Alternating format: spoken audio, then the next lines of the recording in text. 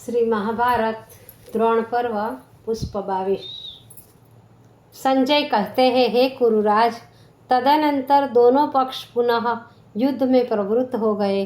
कौरव सेना के दो भाग हुए। एक भाग द्रोणाचार्य ने संभाला और दूसरा दुर्योधन और कर्ण की अध्यक्षता में रहा। द्रोण पांचाल वीरों से भिड़ गए। दुर्योधन और कर्ण अर्जुन के साथ युद्ध करने लगे। उस समय युधिष्ठिर ने श्री कृष्ण से कहा, वासुदेव, इस समय कौरव पक्ष के किसी प्रधान योद्धा का वध होना चाहिए। कर्ण अथवा द्रोण यदि आज युद्ध में काम आ जाते हैं तो कौरव पक्ष इन्हीं दोनों की सहायता पाकर ही सबल बना हुआ है। श्री कृष्ण ने धर्मराज की बात से सहमति प्रकट की और कहा, ऐसा ही होगा।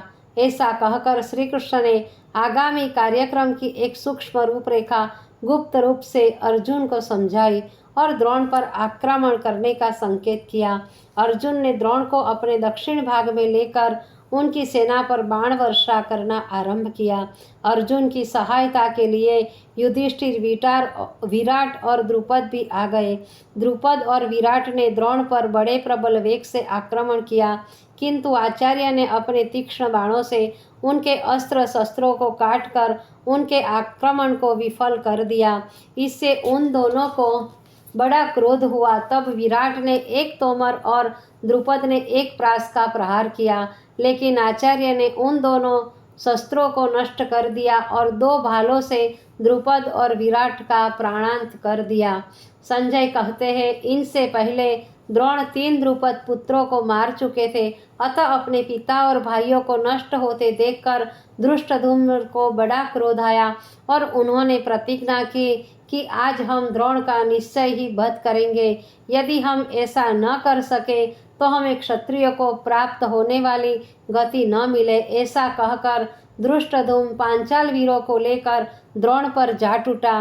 दूसरी ओर से अर्जुन ने घावा कर दिया, परंतु आचार्य के सम्मुख पहुंचकर अर्जुन गुरु भाव से काम लेने लगे।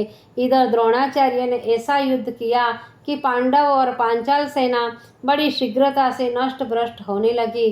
श्री कृष्ण ने देखा, यदि आचार्य इसी तरह आधे दिन और भी युद्ध करते रहे तो निश्चय ही आज पांडवों का सर्वनाश हो जाएगा। श्री कृष्ण ने अर्जुन से कहा, पार्थ, आचार्य को मारने में यदि तुम संकोच करोगे तो यह कार्य किसी दूसरे से सिद्ध नहीं होगा, क्योंकि तुम्हारे सिवाय और किसी में इतना बल पराक्रम नहीं है कि वह आचार्य को मार सके। अतः तुम इस उदासीनता को त्याग कर तत्पर होकर द्रोण से युद्ध करो, नहीं तो हम इस काम को किसी और कौशल द्वारा सिद्ध करेंगे। धर्मराज को संबोधित करते हुए श्री कृष्ण ने कहा, महाराज, यदि आचार्य के कान में यह बात तो पड़े कि अश्वत्थामा मारे गए तो वह निश्चय ही हथियार रख देंगे। अतः कोई जाकर उन्हें अश्वत्थामा की मृत्यु का समाचार सुनावे। अर्जुन को यह बात अच्छी न लगी, किंतु और सब लोगों ने श्री कृष्ण की इस युक्ति को बहुत पसंद किया। धर्मराज भी बड़ी कठिनता से इस पर राजी हुए।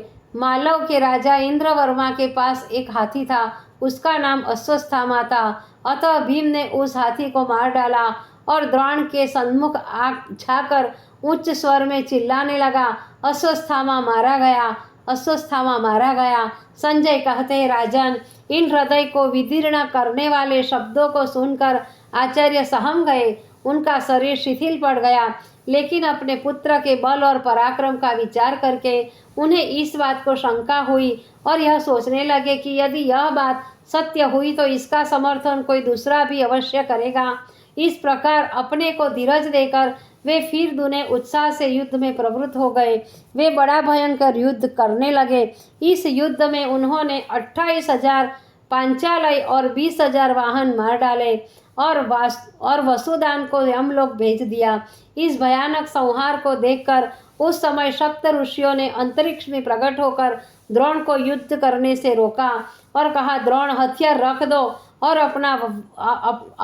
अपने वर्णाश्रम के अनुकूल सनातन धर्म का आचरण कर ब्रह्मलोक में आओ, क्योंकि मनुष्य लोक में रहने का तुम्हारा समय समाप्त हो चुका है। ऋषिगणों की आज्ञा सुनकर आचार्य को अश्वत्थामा की मृत्यु पर कुछ विश्वास हुआ, किंतु इसकी सहायता की पुष्टि के लिए उन्होंने सत्यवादी और धर्मधुरीण युधिष्ठिर से पूछा, युधिष्ठिर, क्या वास्तव में अश्वत्थामा मारे गए? विजय की लालसा और श्री कृष्ण द्वारा प्रेरित की हुई बुद्धि से धर्मराज ने कहा, हाँ गुरुदेव, अश्वत्थामा मारा गया। यह वाक्यांश उन्होंने तीव्र स्वर में उच्चारण किया और धीरे से बोले, किंतु हाथी। युधिष्ठिर द्वारा पुष्टि हो जाने पर द्रोणाचार्य को यह निश्चय हो गया कि मेरा पुत्र अश्वत्थामा मारा गया है। वे पुत्र शोक से पीड़ित होकर अपने जीवन से निराश हो गए।